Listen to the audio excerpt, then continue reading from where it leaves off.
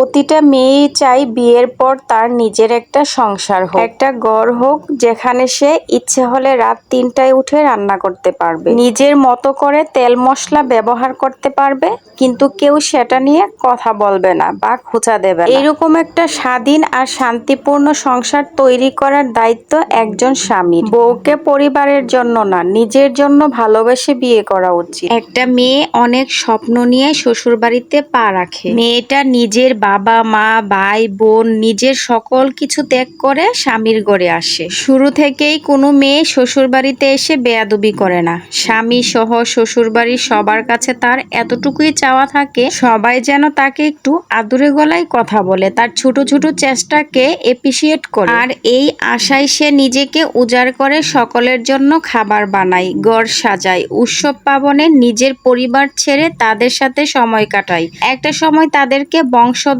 দিতে নিজের জীবন বাজি রাখে। নিজের নিজস্ব পরিবেশ ছেড়ে মেয়েটা একটা নতুন পরিবারে আসে, খাপ খাইয়ে নিতে চেষ্টা করে। কিন্তু ছেলেদের পরিবার মেয়েটার এই চেষ্টাকে মূল্য দিতে জানে না। বেশিরভাগ পরিবার শুরু থেকে বাড়ির বউটাকে ডমিনেট করতে শুরু করে, কাজে কথায় চলাফেরায় উঠতে বসতে ভুল ধরতে শুরু করে। কিছু হলেই মেয়েটার বাড়ির লোক তুলে কথা শোনায়, অসম্মান করে। একদিন, দুদিন, 3 দিন মেয়েটা ভাবে হয়তো তারই ভুল, কিন্তু ধীরে ধীরে মেয়েটাও বুঝে যায় আসলে তার ভুল থাকুক বা না থাকুক, তাকে দাবিয়ে রাখার এটা একটা কৌশল। একটা সময় এই কৌশল মেয়েটাও শিখে যায়, সে তার সকল চেষ্টা শেষ করে দেয়। মেয়েটাও একদিন শ্বশুরবাড়িতে প্রতিবাদী কণ্ঠ কথা বলা শুরু করে, আর যেদিন মেয়েটা তার সরল মন ছেড়ে কঠিন হয়ে যায়, সেই দিন ওই মানুষগুলোই তাকে বেয়াদব আর আখ্যা দেয়। যাদের কঠোর আচরণে মেয়েটা এমন হয়ে উঠল, তারাই তখন বলে মেয়েটা আমাদের সাথে থাকতে চায় না, আমাদের সাথে খারাপ